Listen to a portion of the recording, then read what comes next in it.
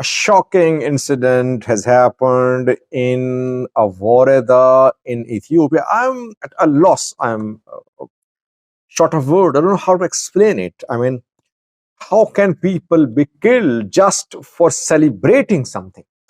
What happened there?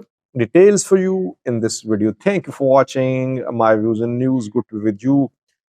Three main stories in this video. Firstly, the incident I mentioned, what happened.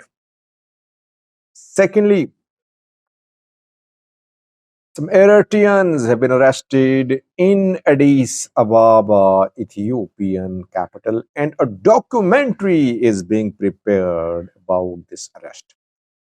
Thirdly, Djibouti has refused a request from Ethiopia. What happened? Let's start with firstly, a shocking incident happened involving death of some people in Avoreda, in Benishangal Gumuz region of Ethiopia. It happened in Djibouti, Avoreda. Djibouti is in Matakal zone, Benishangal Gumuz region. Gippo Kabale, name of Kabale is Gippo.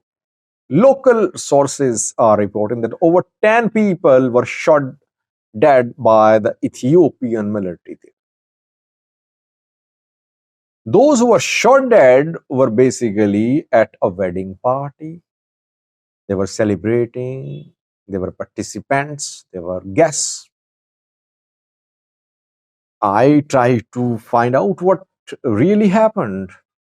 No, what is being reported is that there was fighting between Ethiopian military and some armed men in that cabale. Both sides suffered losses. Ethiopian military also suffered losses. Which armed group is operating there in BG? Fano fighters enter BG to Ola fighters also enter BG sometimes. Local armed groups in BG have laid down arms. They're not very active there now. So most probably the fighters were either Fano or Ola who were involved in a fight against the Ethiopian security forces. Both sides suffered losses. Military chased these fighters and military reached the cabale where this wedding ceremony was.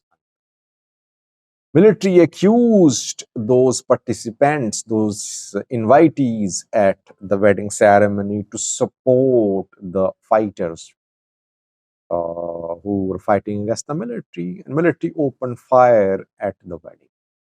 Reportedly, over 10 were killed. Local sources say the killed are not members of any armed group. They were just guests of. They were just guests at the party. Security officials, they have not said anything so far. No statement. But the END of soldiers there, when they stormed the wedding, they threatened people. They said, "We are dying, and you are celebrating here." This is what is shocking about this news story, that this is incident that an END of soldiers said, "We are dying and you are celebrating."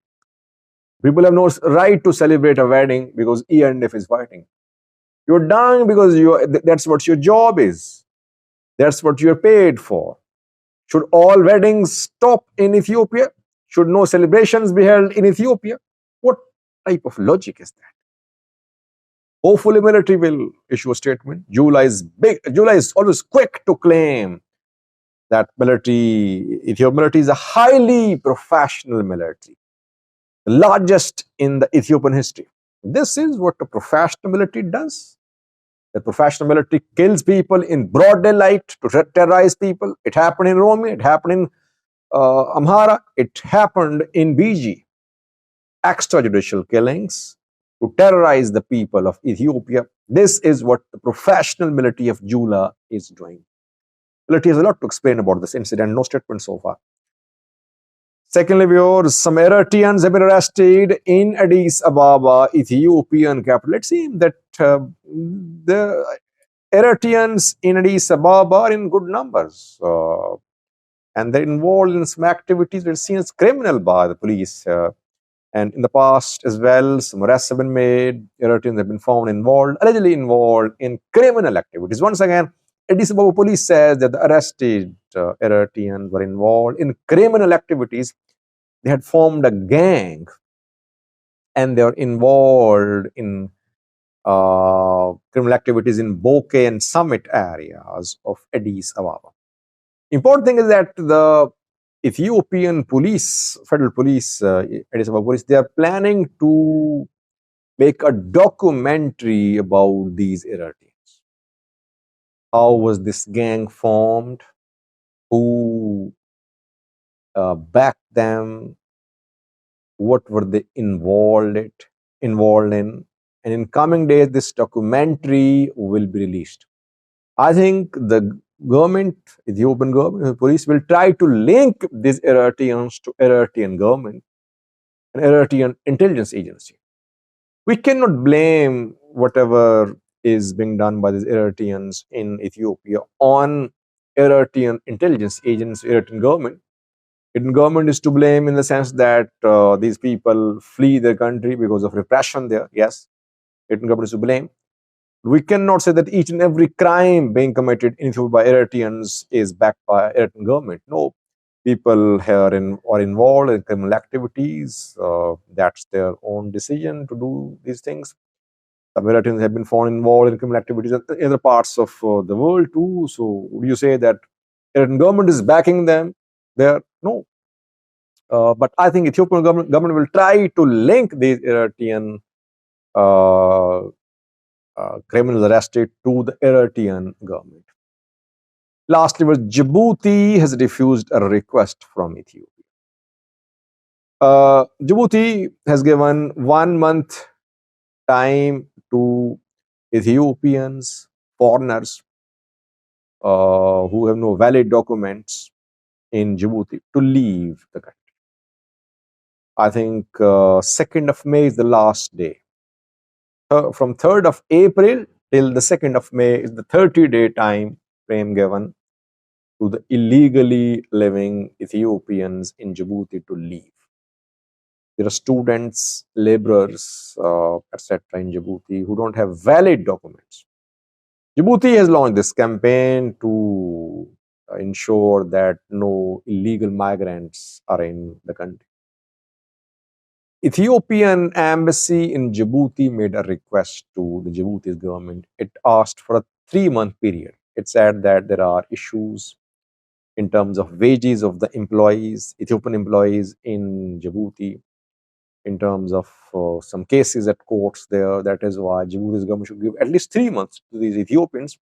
Within 3 months, either they will get valid documents of residence in Djibouti or they will leave. But Djibouti refused reportedly. Interesting, because Djibouti relies on Ethiopian money, Ethiopian exports, Ethiopian imports, help stimulate Djibouti's economy, and Ethiopia, Somaliland, MOU was seen as a threat to Djibouti's economic existence. But now, when Ethiopians are in trouble, Djibouti is not willing to listen. How many foreigners are living illegally in Ethiopia? There could be tens of thousands, hundreds of thousands, if I'm not wrong. Somalis, Eritreans, and other Sudanese, maybe. If Ethiopia starts deporting all of them, what will happen? I am not in support of illegal migration. When it comes to criminal activities, when it comes to human trafficking, when it comes to drug trafficking, when it comes to arms trafficking, no tolerance, zero tolerance. But those refugees who just for the sake of better economic opportunities enter other countries, their cases should be considered on humanitarian grounds. Let's see what Djibouti does. Thank you for watching.